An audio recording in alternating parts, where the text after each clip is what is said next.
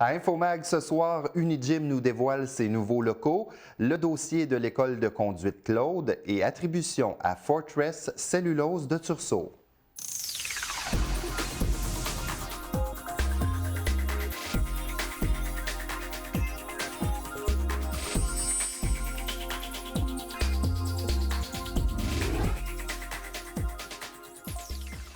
Bonsoir, mesdames et messieurs. Ici Martin Perrault. Bienvenue à une nouvelle saison d'Infomag. Je tiens au départ à saluer ma collègue Josiane Hardy qui animait l'émission avant. Je veux la remercier pour sa contribution avec la TVC Basse-Lièvre. Alors lundi, le 18 janvier dernier, c'était la grande ouverture du nouveau centre de gymnastique Unigym dans le secteur Masson-Angers. Les nouvelles installations sont en effet situées au 75 chemin de Montréal-Est. Depuis 1989, la gymnastique se tenait dans un local temporaire à l'école secondaire Hormidas-Gamelin. Mais maintenant, la population peut profiter d'installations permanentes et améliorées. Il y aura également des ajouts de services tels que des cours adaptés pour les enfants à besoins spéciaux, des cours pour adultes, des fêtes d'enfants, ainsi que des camps de jour pour la semaine de relâche et durant tout l'été. Amanda Tambakopoulos, directrice générale d'Unigym Gatineau, nous explique les impressions de la clientèle face à ce nouvel endroit. Je pense que les réactions qu'on a eues sont toutes positives à date. Les parents sont émerveillés par la qualité des installations, les nouveaux équipements qui sont là. Les enfants sont heureux, ils se sentent chez eux, à comparer à Hormidas-Gamelin où c'était des visiteurs, puis ils le savaient. Alors ici, ils peuvent mettre des affaires sur les murs, puis c'est vraiment un grand sentiment d'appartenance pour toute l'équipe. On soulignait lundi le 18 janvier la fin des travaux pour moderniser l'usine de production d'eau potable du secteur Buckingham. Le coût pour la réalisation de ce projet s'est élevé à près de 30 millions de dollars provenant du Fonds fédéral de la taxe sur l'essence et de la contribution du gouvernement du Québec. Les travaux ont permis la mise à norme des installations, la mise à niveau et le remplacement des équipements existants, l'amélioration du procédé de désinfection et la séparation en sections de la réserve d'eau potable, offrant plus de flexibilité au niveau des opérations. À noter que l'usine dessert les secteurs de Buckingham et de Masson-Angers, soit pour environ 25 000 citoyens. Monsieur Gilbert Abouzid, chef de division de l'usine de production d'eau potable et de traitement des eaux usées à la ville de Gatineau, nous indique ce que ces travaux de modernisation amènent comme changement. Ce qu'on a fait ici, c'est une mise aux normes de l'usine. Donc, l'usine existante d'il y a 5 ans, elle respectait les normes. Il y a des exigences à respecter selon le règlement sur la qualité de l'eau potable du Québec, qu'on respectait déjà, mais aujourd'hui, on peut dire on respecte, on a une qualité d'eau potable qui est améliorée par rapport à la qualité qu'on avait, que ce soit à la sortie de l'usine, donc dans le système de distribution ou même dans l'aqueduc. Donc, ce qu'on a visé dans ce projet-là, c'est de réduire ce qu'on appelle les sous-produits de désinfection dans le réseau, donc ce qu'on appelle communément les THM, les trihallométhanes. Donc, on a une amélioration à ce niveau-là dans la qualité de l'eau. Et aussi, on a une usine qui rencontre maintenant des prévisions démographiques pour le secteur Buckingham et Masson-Angers pour l'année 2035. Qui dit début d'année dit « N'oubliez pas de payer vos taxes ». 97 000 comptes de taxes ont été envoyés aux contribuables gatinois. Vous pouvez acquitter votre facture en 2 versements. Le premier doit parvenir à la Ville au plus tard le 3 février 2016 et le second avant le 30 juin 2016. Il y a plusieurs modes de paiement offerts et vous pouvez également vous présenter dans les différents centres de services de la Ville de Gatineau. Si vous désirez plus d'informations concernant le paiement des taxes municipales, vous pouvez visiter le site Internet de la Ville au www.gatineau.ca. Un nouvel organisme sans but lucratif a vu le jour mardi le 19 janvier dernier à l'Ange Gardien. L'organisme Trace aura comme mission de faire rayonner les arts visuels par le biais d'événements où les participants seront invités à laisser leurs traces via la création. Il y aura mise en place d'événements de diffusion, d'éducation et de création artistique de niveau national et international. Le but est également de diffuser les artistes professionnels de l'Outaouais, mais aussi d'ailleurs. Trace veut valoriser et faire découvrir des sites exceptionnels sur le territoire des collines de l'Outaouais. L'activité première sera la tenue d'un symposium en art visuel national et international sur le site de Chamboisé du 6 au 11 septembre 2016 et accueillera 45 artistes professionnels de haut calibre. La municipalité de l'Ange-Gardien et la direction de Chamboisé appuient le nouvel organisme et la CDC Rond-Point a accompagné le comité pour la mise en place. Pour plus d'informations, le courriel est traceartvisuel au pluriel @gmail.com. L'école de conduite Claude, qui est située sur l'avenue de Buckingham à Gatineau, est fermée depuis le début janvier, nous apprenait un article de TC Média la semaine dernière. Plusieurs étudiants étaient inquiets de savoir ce qu'il adviendrait de leurs cours et aussi des montants déjà déboursés pour suivre ces formations. Le propriétaire de l'école, Mark McGovern, affirme que tout le monde aura ses papiers et son argent. Il mentionne aussi que les clients sont couverts à 100% par un cautionnement géré par l'AQTR et l'assureur. Tout devrait être réglé d'ici 30 jours selon lui. Reste maintenant à savoir s'il y aura vente, faillite ou fermeture de l'école.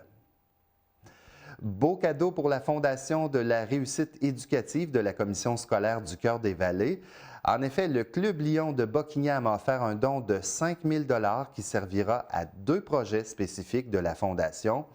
3 000 $ iront dans le cadre des petits déjeuners, ainsi que pour que les 432 élèves de l'école Saint-Laurent de Buckingham puissent bien manger avant d'aller en classe.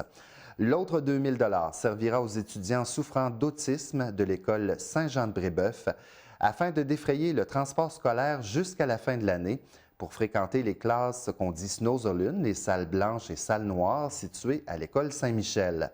À noter que le Club Lion a pu effectuer ce don grâce à la belle réussite de leur dernier téléthon qui, soit dit en passant, était télédiffusé sur les ondes de la TVC Basse-Lièvre. C'est un don qu'on fait à la Fondation de la réussite éducative. On est fiers de... C'est pas la première fois qu'on est associé avec la Fondation. Et puis cette année, mais il y a la Fondation nous a soumis 2 projets. Ça a été emmené à l'étude de nos membres. Le premier projet consiste, et puis ça date peut-être des 20 dernières années, depuis qu'on fait un téléthon, puis sous la forme, sous différentes autres formes. On a toujours soutenu les petits déjeuners dans les différentes écoles de la région. Cette année, on avait une demande pour les 432 élèves de l'école Saint-Laurent ici à Buckingham. Et puis, le Club Lion a débloqué une somme de 3 000 $ qui devrait permettre aux jeunes élèves qui fréquentent Saint-Laurent de ne pas aller en classe sans au moins avoir quelque chose dans l'estomac. On sait que les études le démontrent, que les jeunes étudiants, lorsqu'ils vont à l'école puis qu'ils ont quelque chose, apprennent beaucoup plus de leur éducateur ou éducatrice. Donc, le Club Lion était fier de donner à la Fondation une somme de 3 000 $ qui devrait servir pour la prochaine année les petits déjeuners de l'école Saint-Laurent. Dans un autre ordre d'idée, on a eu une demande également de l'école Saint-Jean-de-Brébeuf de Masson qui maintenant accueille des classes de jeunes autistes. Et c'est la première année.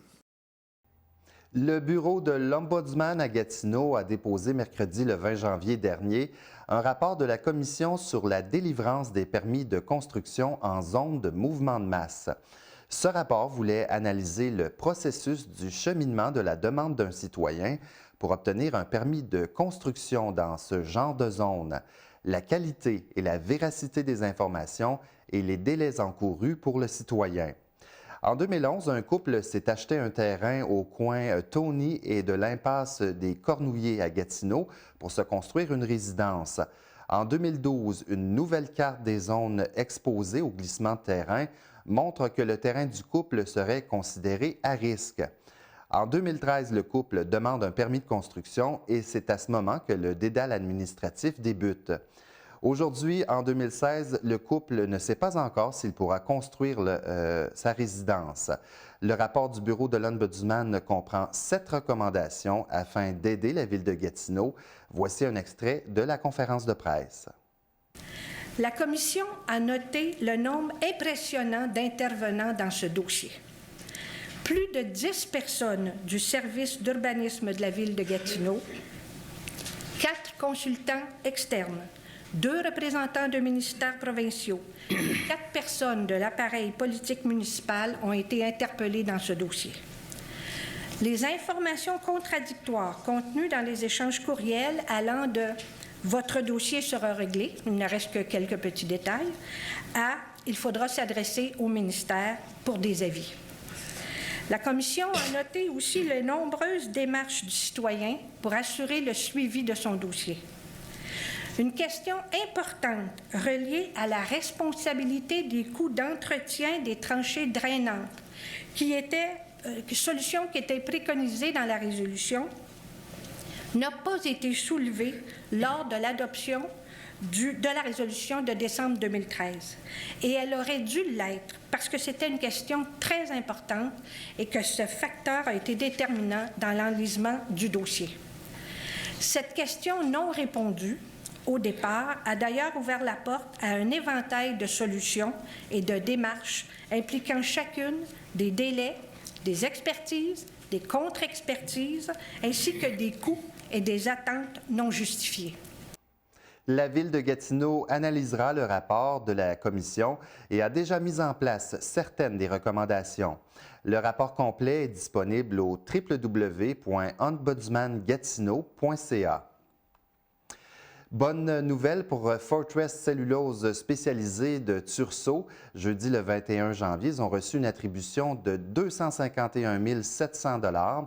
Le député de Papineau, Alexandre Iraca, a annoncé cette bonne nouvelle au nom du ministre de l'Énergie et des Ressources naturelles, M. Pierre Arcan. Ces fonds serviront à réduire la consommation d'énergie de l'usine et d'optimiser l'utilisation des différentes sources de combustible pour ainsi diminuer sa dépendance au mazout lourd.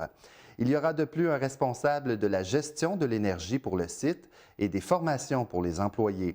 Ces projets s'inscrivent dans le programme Éco-Performance. Grosso modo, c'est de fermer une ancienne chaudière qui n'est pas efficace. Pour y arriver, il y a plusieurs mesures à mettre en place. On serait dans une phase d'investissement si on la concrétise. Naturellement, c'est là qu'on va avoir besoin du support de notre député.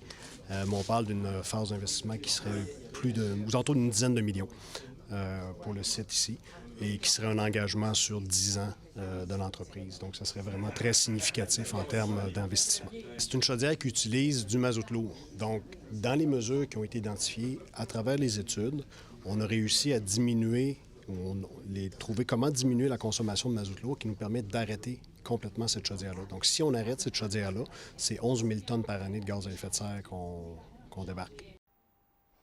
On va maintenant vous présenter l'entrevue de la semaine. Cette semaine, j'ai eu le plaisir de discuter un peu plus tôt aujourd'hui avec Maxime Huppé-Labelle.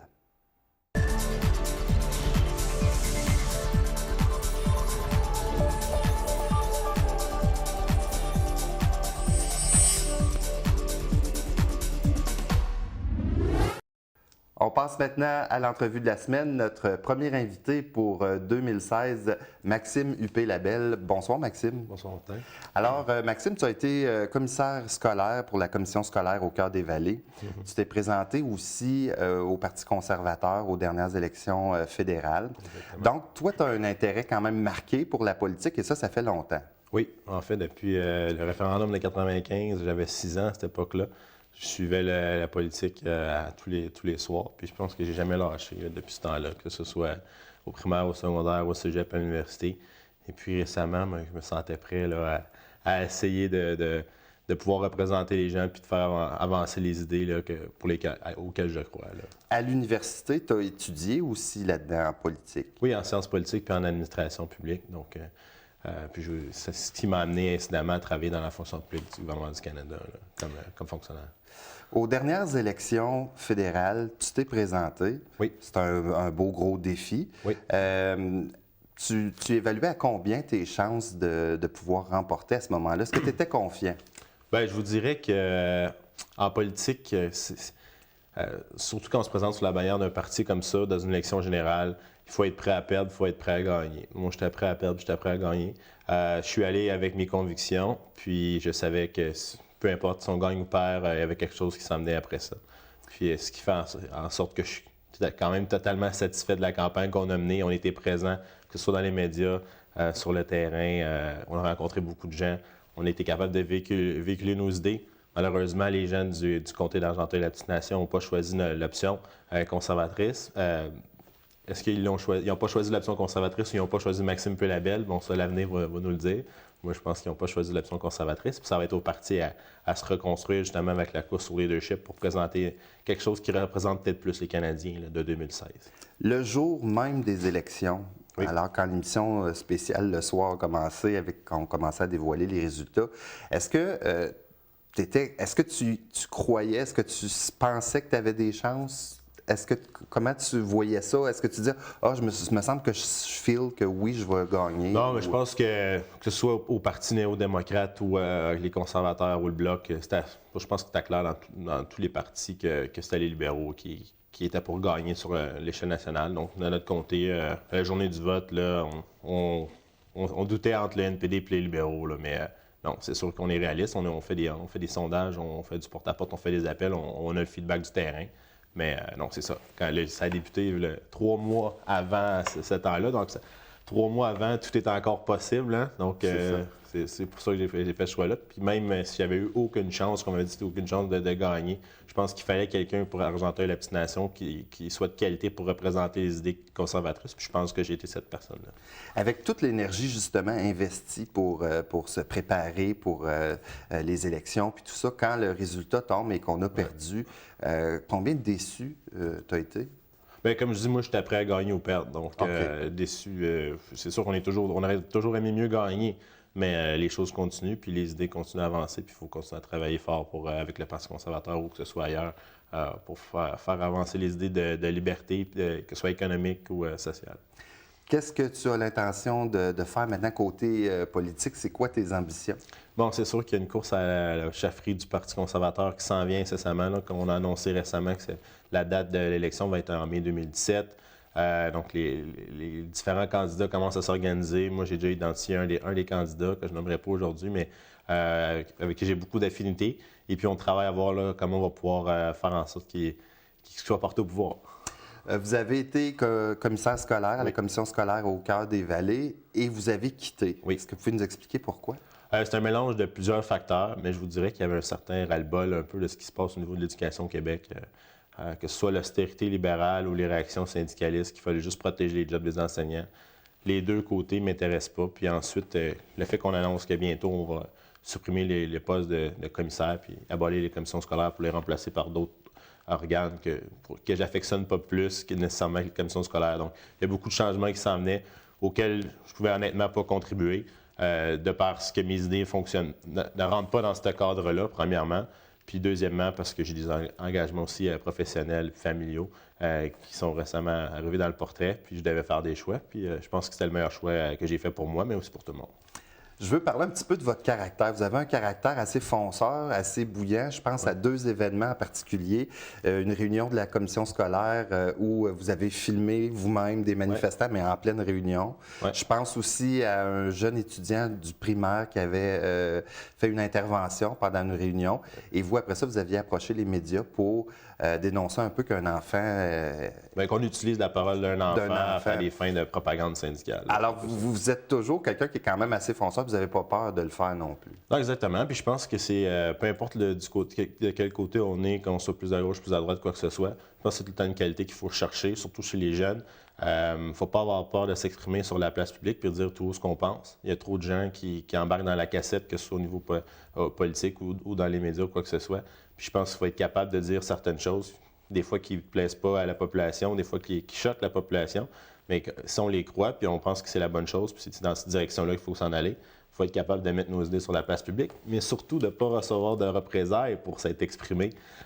Puis par exemple, quand on filme les gens, quand on est dans son droit, je pense pas qu'on devrait être victimisé par un syndicat ou par quelle autre entité que ce soit.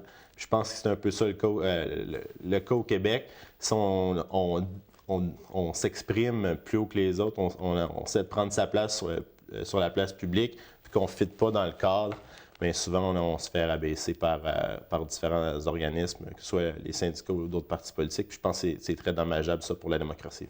Et en terminant, très, très rapidement, ce que j'ai appris sur vous, avec vous, on n'augmente pas les taxes. Non, on n'augmente pas les taxes. Ça, j'en reviendrai jamais contre ça. Ça ne pourrait pas être plus clair. Si vous allez, si jamais j'annonce que je veux augmenter les taxes plus tard dans ma carrière, vous pourrez venir contre moi et dire que je suis totalement pas consentant avec On va garder la clip. Merci beaucoup, Maxime. Parfait, au revoir.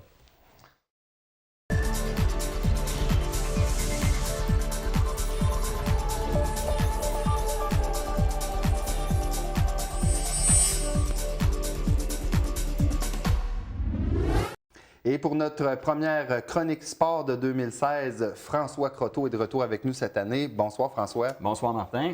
Ça bouge à Gatineau et en Outaouais cet hiver. Oui, effectivement. Il va y avoir une épreuve du Ski Tour Canada. C'est la première étape qui va être à Gatineau. C'est une épreuve de la Coupe du Monde. Alors, on aura compris que c'est en ski de fond. Ça va avoir lieu au parc Jacques-Cartier. Il y a 150 à 180 skieurs qui sont attendus et ça va être un sprint. Alors, ça va être spectaculaire. Écoutez, il y a des équipes de la Pologne, de la Russie, de la Finlande et de la Norvège qui vont s'amener ici. On sait qu'il y a aussi, en fin de semaine, c'est le début de balle de neige, donc il y a beaucoup d'activités hivernales là aussi.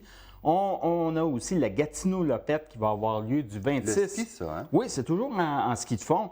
Du 26 au 28 février, dans le parc de la Gatineau, on va avoir les championnats canadiens de ski acrobatique à Camp-Fortune les 12 et 13 mars prochains. Et pour ceux qui ont suivi les nouvelles, là, les sœurs Justine et les sœurs Lapointe, ils ont gagné. Michael Kingsbury, lui aussi, a gagné. Et ce qu'il y a de beau dans ça, c'est que tous les athlètes qui sont avec contrat avec Ski Canada devraient être sur place. Blessure en moins, on s'entend.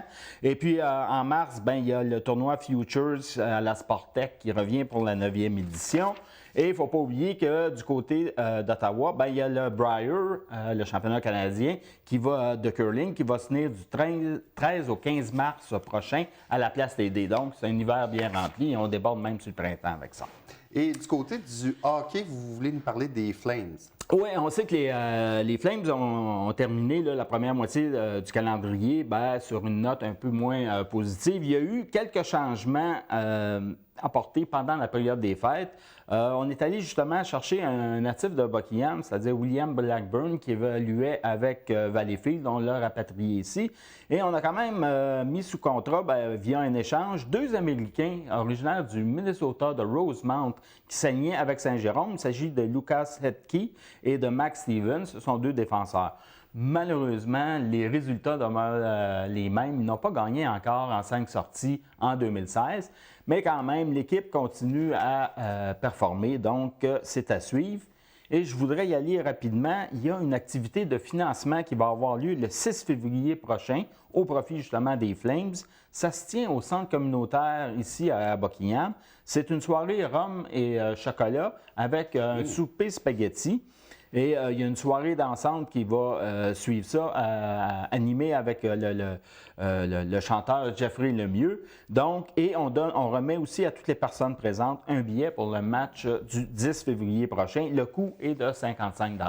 La dégustation de rhum, c'est 5 services. Alors, c'est rhum et chocolat, c'est quand même intéressant. Donc, une belle activité peut-être. Oui. On parle maintenant de Festipus et d'un tournoi de maçon-Angers. Oui, effectivement. On sait qu'il y a 2 semaines, c'était le tournoi Festipus qui avait jumelé cette année ses activités avec celui du novice. Écoutez, c'est 1200 joueurs qui ont participé quand même à ces 2 fins de semaine-là. Il y a des équipes qui ont remporté justement les championnats. Dans la classe novice C, les Rapides de la Lièvre l'ont emporté 5-0 contre les Remparts de Gatineau. Au niveau du B, Terrebonne a eu raison des Seigneurs de la Petite Nation, match très serré par le pointage de 4-3. Novice A, c'est Blainville qui l'a emporté de justesse aussi devant Gatineau, les Remparts, par le pointage de 7-5. Et la semaine dernière, c'était le début du tournoi, 44e tournoi provincial de maçon. C'était les équipes de catégorie B. Et il y en a quand même 2 de la région qui se sont démarqués. Dans le Pee-Wee B, les Patriotes de Gatineau ont battu les frontaliers de Hull par le pointage de 6-0. Et dans le Bantam B, dans un match de rencontre de corsaires, les Pirates d'Aylmer ont vaincu les Pirates de Vaudreuil-Dorion par le pointage de 8-1. Ça se poursuit cette semaine, en fin de semaine, avec les clubs de catégorie A. Et au hockey, vous nous parlez du classement des Olympiques, mais aussi de l'Intrépide. Oui, rapidement, là, parce qu'on sait que depuis le début janvier, il s'est passé beaucoup de choses. Écoutez, les Olympiques, ça va très bien. Ils sont en 3e position présentement. Ils avaient une séquence de 11 matchs pendant le mois de janvier, 8 victoires, 2 défaites, et dont une en prolongation. Alors, ils sont bien installés au 3e rang et ça va être à suivre là, entre Rouen, Noranda, Val-d'Or, les Olympiques. Ça va faire des séries extraordinaires. Les Intrépides, ça va bien. On sort d'une séquence de 4 victoires malgré la perte d'Artagnan Joly pendant la période des fêtes. Lui est parti du côté du junior majeur à Bécomo. Il y a Xavier Simoneau qui est malheureusement blessé dans le moment, mais ça n'a pas l'air trop influencer les résultats de l'équipe. Il faut mentionner aussi que Benoît Olivier Gros a été choisi pour aller au championnat du monde en Finlande pour les U16. Donc, ça va très bien du côté aussi des Olympiques. Et là, maintenant, on change. Il va être question de boxe. Oui, effectivement. Danick Croteau et Vanessa Lepage-Johannis vont faire leur début chez les professionnels en février et c'est ici même à Gatineau. On sait qu'il aurait dû commencer là, quelque temps cet automne, mais les combats ont été malheureusement remis. C'est le groupe Eye of the Tiger Management qui a annoncé qu'ils feront partie de la carte au Hilton le 21 février prochain. Donc, amateurs de boxe, c'est une date à inscrire au calendrier. Les deux ont brillé chez les amateurs et il faut rappeler que Mme Lepage-Johannis a été championne canadienne. Eh bien, François Croteau, merci beaucoup pour les sports. On se retrouve mardi prochain. Oui, et ça m'a fait plaisir. Merci beaucoup. Alors, on termine l'émission. Si vous avez des commentaires ou des suggestions, c'est pas tellement compliqué. Vous nous envoyez un courriel à l'adresse nouvelle avec un S à commercial tvc.qc.ca. On est là pour vous. On aime beaucoup avoir de vos nouvelles parce que c'est important de vous en parler ici à notre bulletin d'information. Alors, de notre côté, on va se retrouver évidemment jeudi pour une autre édition d'InfoMag. Je vous souhaite une excellente soirée sur les ondes de votre télévision communautaire.